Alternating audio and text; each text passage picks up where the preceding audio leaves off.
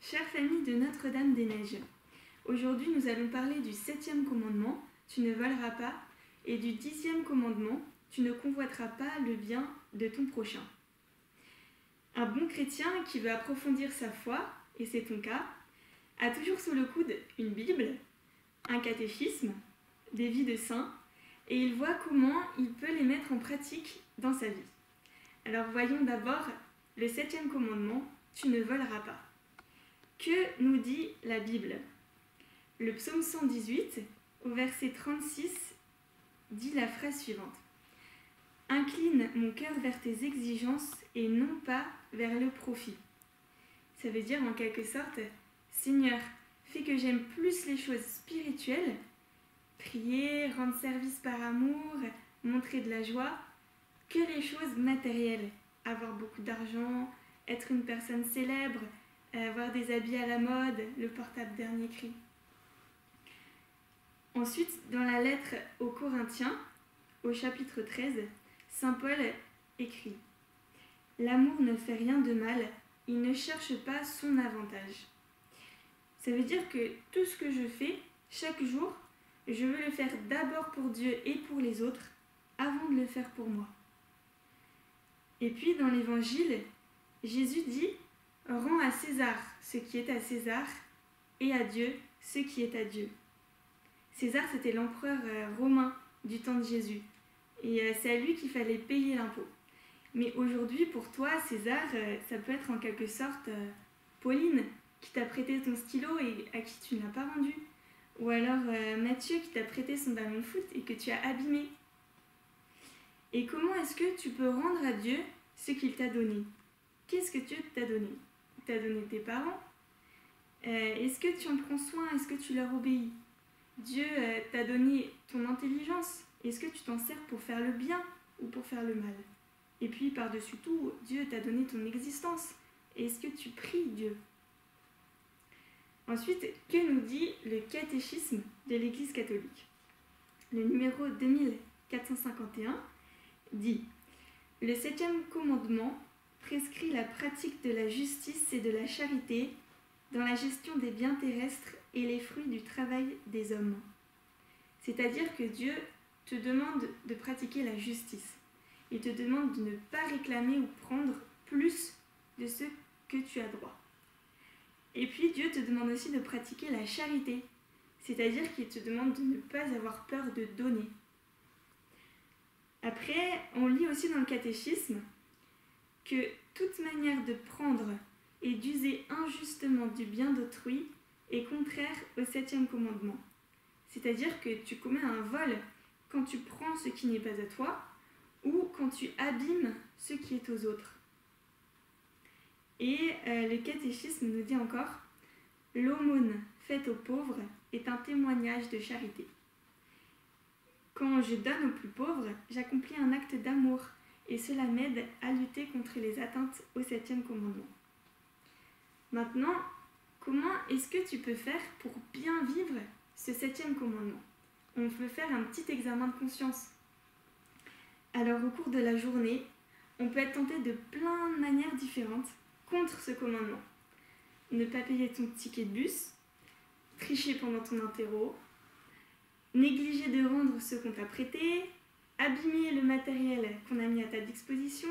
Alors, réfléchis bien et fais bien attention et résiste contre toutes ces tentations. Ensuite, mets toujours tout ton cœur pour accomplir ton devoir d'État. Ton devoir d'État, c'est d'aller à l'école et de travailler très sérieusement, de faire du mieux que tu peux. Alors, par exemple, pour illustrer un petit peu une manière de bien vivre ce commandement, je vais te raconter cette toute petite histoire. C'était un chauffeur de taxi à New York qui avait emmené 2 jeunes filles à l'aéroport. Et le chauffeur de taxi s'est rendu compte, après avoir déposé les 2 jeunes filles, qu'elles avaient oublié sur la banquette arrière de sa voiture $290. Alors, au départ, il était content, c'est pas mal, ça lui fait de l'argent en plus. Et il aurait pu les prendre pour lui. Mais il a fait exprès un détour de plusieurs kilomètres pour aller rendre ces dollars au consulat pour que cet argent puisse être rendu aux jeunes filles. Donc c'est un bel exemple, une belle manière de respecter le 7e commandement. Alors voyons maintenant le 10e commandement. Tu ne convoiteras pas le bien de ton prochain.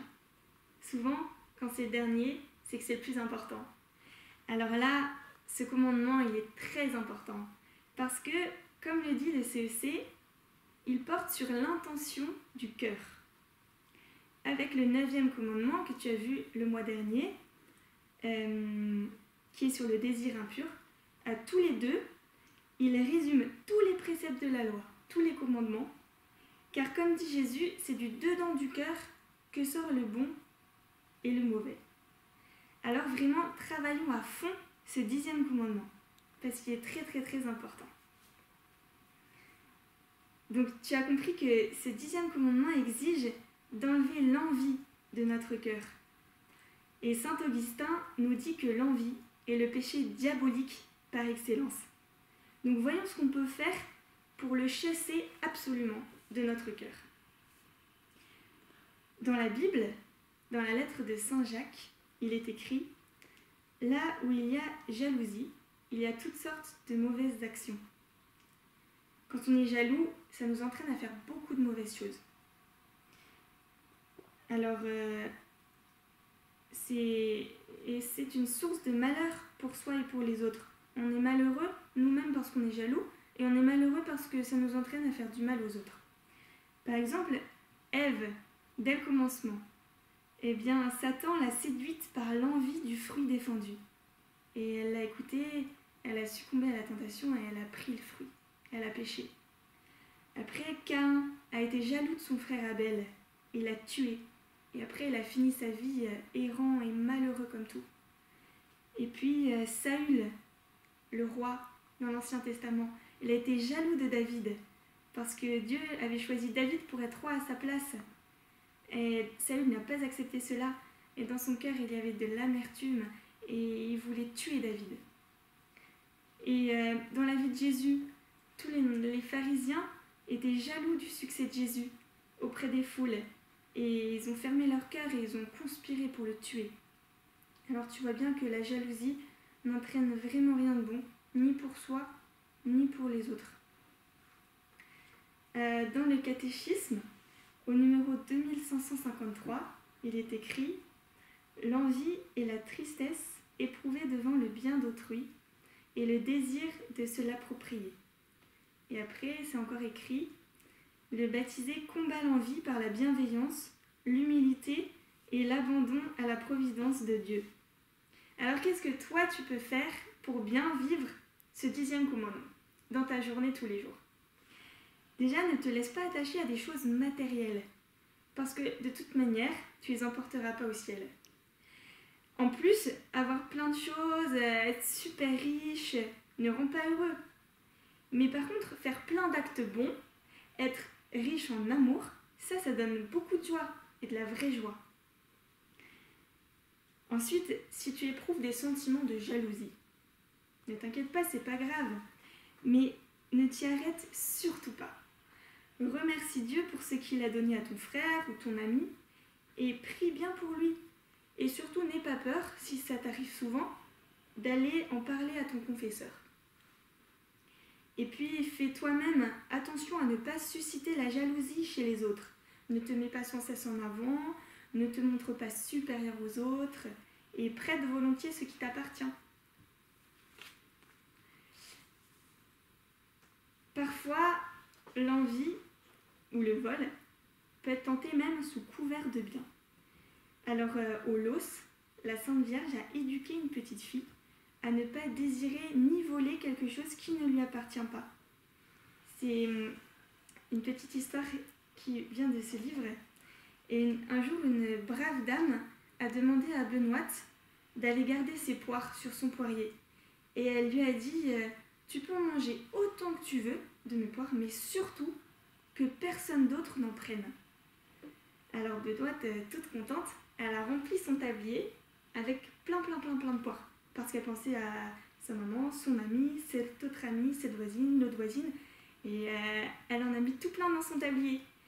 Et en rentrant chez elle, la Sainte Vierge lui est apparue et lui a dit « Ma fille, il ne fallait pas en prendre tant, mais seulement 4 ou 5. » Alors Benoîte, toute dépitée, ouvre précipitamment son tablier et toutes les poires tombent par terre sur le chemin. Et elle les regarde un peu penaude. Et puis la Sainte Vierge lui dit Benoît, ramasse les poires. Alors Benoît ramasse les poires. Elle les met en un joli petit tas sous le poirier. Et pour se punir d'avoir pris toutes ces poires, elle n'en prend aucune. Et elle les laisse toutes à la dame. Et elle rentre chez elle. Alors nous, on peut demander à la Sainte Vierge aussi qu'elle nous éduque à ne pas voler et à ne pas envier et avoir des bons sentiments dans notre cœur, en disant la prière de Saint François.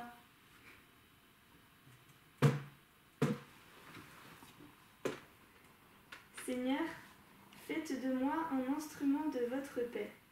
Là où il y a de la haine, que je mette l'amour. Là où il y a l'offense, que je mette le pardon. Là où il y a la discorde, que je mette l'union. Là où il y a l'erreur, que je mette la vérité.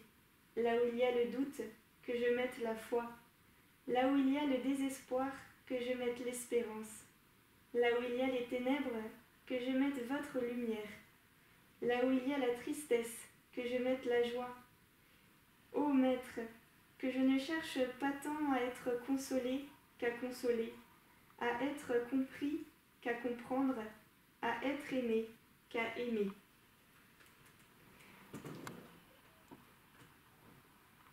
Alors, en cette semaine sainte, qui commence demain, demandons à Notre-Dame-des-Neiges qu'elle nous aide à vraiment bannir l'envie de notre cœur et que notre cœur soit rempli du souci d'accueillir notre Seigneur dans sa passion. Bonne semaine sainte à toutes les familles de Notre-Dame-des-Neiges et bon courage.